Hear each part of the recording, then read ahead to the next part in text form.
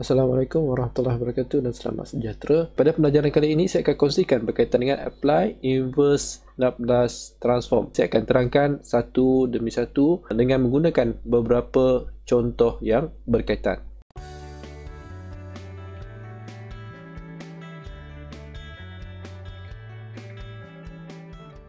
Untuk contoh yang ketiga, untuk completing square, penggunaan completing square dalam penyelesaian inverse Laplace transform. Okey, 5 per S kuasa 2 tambah 2S tolak 3. Okey. Okey, itu Fs kita.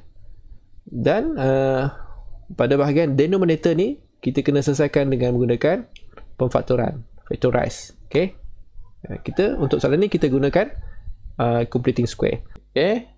Square di mana A kita adalah 1, kan? A sama dengan 1, B sama dengan 2 dan C sama dengan negatif 3. Nilai A, B dan C tersebut kita masukkan dalam formula ini. Jadi kita akan dapat S tambah B. B kita adalah 2. Jadi 2 per 2 kuasa 2. Tolak C. Plus minus C. Jadi di sini negatif 3. Jadi tolak 3. Tolak B bahagi 2. B kita adalah 2. 2 per 2 kuasa 2.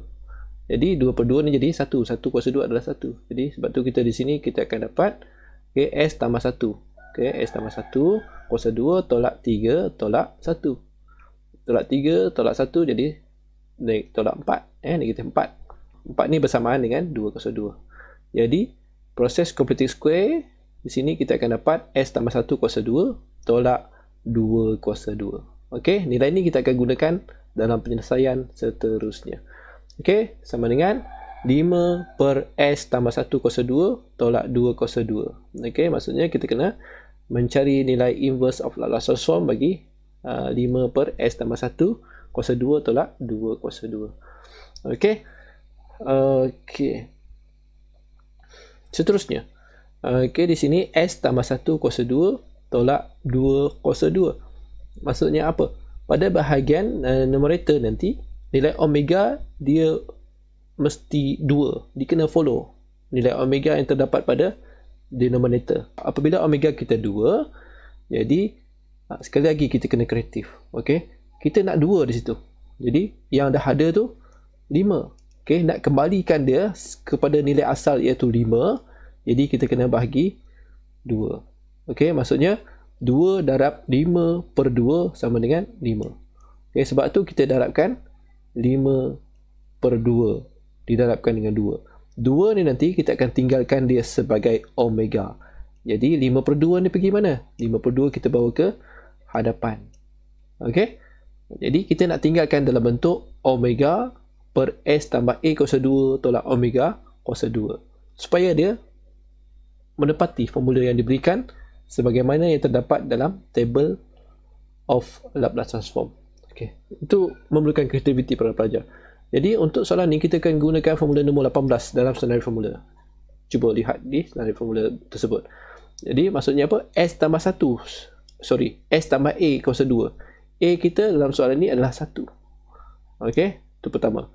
Jadi A nanti dia akan beri kesan kepada E kuasa negatif A. Okey. Dan omega kita adalah 2 kuasa 2. Dan di atas pun dia perlu omega. Sebab tu kita perlu jadikan numerator ni adalah sama dengan nilai omega yang terdapat pada denominator, iaitu 2. Sebab itu kita darabkan dengan 5 per 2. Supaya dia akan menjadi 5 per 2 darab 2, dia akan jadi nilai asalnya. Tidak mengubah nilai asalnya. Okey, perlu kreatif. Jadi 5 per 2 kita bawa ke hadapan, kita akan dapat jawapan kita adalah 5 per 2 E kuasa negatif T. Sebab di sini positif 1. Jadi kita akan dapat negatif A. A kita adalah 1. Jadi E kuasa negatif 1T. 1 dia tak tulis lah kan. Jadi negatif T. Sin 2T. Omega kita adalah 2. Okey, itu adalah jawapan untuk example 3. Okey. Sekali lagi kita gunakan completing square. Ingat, kena kreatif terutamanya untuk mencari nilai yang berkaitan dengan omega ni. Okey, omega kita lihat denominator omega kita, dan pada bahagian numerator omega kena tuliskan omega yang sama dengan omega yang terdapat pada denominator, Dan untuk menjadikan dia kembali kepada nilai asal dalam soalan, contohnya 5, so kita kena melakukan pendaraban. Apakah yang didarabkan dengan nilai omega tersebut, yang mana akhirnya mendapat nilai asal yang terdapat dalam soalan ini. Sebagai contoh ni, 5/2 darab 2, dia akan jadi 5 semula. Begitu. Maksudnya kena berfikir kreatif. Okey. Okey, itu contoh yang keempat. Solve inverse of Laplace transform. Kalau simbol ni maksudnya kena cari inverse Laplace transform. Bagi apa? 4S tolak 3 per S kuasa 2 tolak 4S tolak 5. Okey, itu soalan kita dan itu adalah nilai Fs kita. Okey, seterusnya inverse of Laplace transform bagi 4S tolak 3 per S kuasa 2 tolak 4S tolak 5. Okey, di sini kita kena gunakan, kita akan gunakan completing square. Okey, sebegini. Jadi A kita, okey, kalau ikut kita punya nilai denominator kita, A kita ada sama dengan 1, B sama dengan negatif 4 dan C kita sama dengan negatif 5. Okey, nilai tersebut kita masukkan ke dalam formula ini dan kita akan dapat S tolak 4/2 kuasa 2 tolak C. C kita adalah 5. Okey, plus minus C kan. So, tolak 5. Tolak B kita tadi adalah negatif. Negatif. Kalau kita letak negatif sini, negatif 4/2. Okey. So, jadi jawapan dia negatif 2. Okey, negatif 2 kuasa 2 adalah 4. Sama juga. Dapat jawapan yang sama. Jadi, S tolak 2 kuasa 2. Kita peroleh jawapan ini. Tolak 5 tolak 4. Tolak 5 tolak 4 dapat tolak 9. Okey, 9 ni kita adalah bersamaan dengan 3 kuasa 2. Automatik ni nanti adalah nilai omega. Okey, nilai omega dan ni adalah nilai A kita. Maksudnya A kita adalah negatif 2. Okey, itu adalah gambarannya. Gambaran awal jawapan yang bakal kita peroleh. Okey, daripada nilai completing square yang kita peroleh ini melalui proses completing square tadi, kita tuliskan semula iaitu 4S tolak 3 per S tolak 2 kuasa 2 tolak 3 kuasa 2.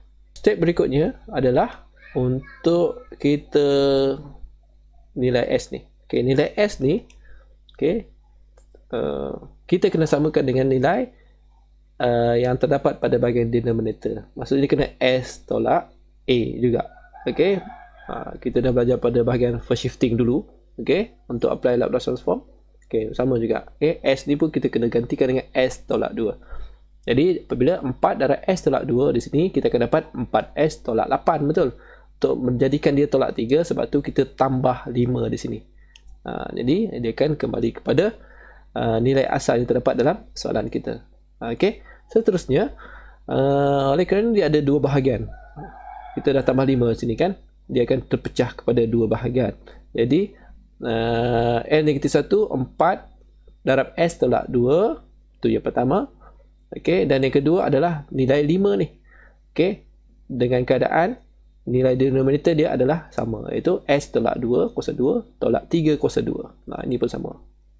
Okey, maksudnya kita akan dua bahagian di situ jawapan. Okey, seterusnya 4 darab S tolak 2 per S tolak 2 kuasa 2 tolak 3 kuasa 2 ni masih sama, cuma ada perubahan untuk part yang kedua.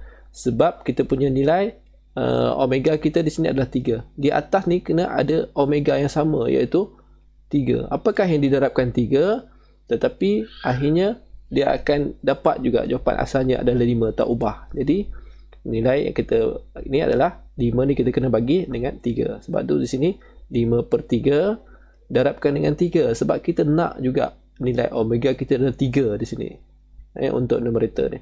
Supaya dia sama dengan nilai yang terdapat dalam formula. Jadi 5/3 darab 3 adalah sama dengan 5 kan. So nilai 3 kita tinggalkan sebagai omega di situ, nanti 5/3 ni kita bawa ke hadapan. Okey. Kena kreatif. So kita akan gunakan formula 17 dan 19 untuk soalan ataupun contoh yang keempat ini. Jadi sama dengan 4I kuasa 2T. Kuasa positif 2T ni daripada mana? Daripada di sini. Nampak tak nilai negatif 2 ni? Okey, nilai negatif 2. 4 ni sepatutnya kita bawa ke depan kan. Okey, nilai negatif 2 kita. Okey, negatif 2 adalah bersamaan dengan positif 2T. E kuasa 2T. Jadi 4E kuasa 2T. Itu yang pertama. Cos 3T. Okay, nilai omega kita adalah nilai apa? 3. Okay, sebab tu kita gunakan formula yang ke-19 untuk part yang pertama. Part yang kedua ni adalah 5/3 E kuasa 2T. A kita adalah negatif, jadi di sini adalah positif 2T sin 3T, di mana nilai omega kita adalah 3. Kita menggunakan formula yang ke-17, nilai yang terdapat dalam formula 17 ni. Jadi dapatlah kita selesaikan contoh yang keempat. Kena kreatif. Memang kena kreatif. Pelajar-pelajar memang kena kreatif untuk menyelesaikan soalan-soalan sebegini. Dengan bantuan completing square ni. Dengan bantuan kaedah completing square dan kita mencari penyelesaian. Ingat, selepas kita buat completing square, lihat denominator kita. Terutamanya nilai omega. Nilai omega pada denominator kena sama dengan nilai omega yang terdapat pada numerator. Dan kita kena factorizekan dia. Apakah nilai yang perlu didarabkan dengan omega tersebut supaya jawapannya tidak lari daripada nilai asal yang terdapat dalam soalan kita. Okey, begitu. Okey. Sebentar tadi saya telah kongsikan contoh berkaitan dengan apply inverse Laplace transform. Ikuti siri-siri contoh yang berikutnya yang saya kongsikan melalui channel Amir Roshad ini.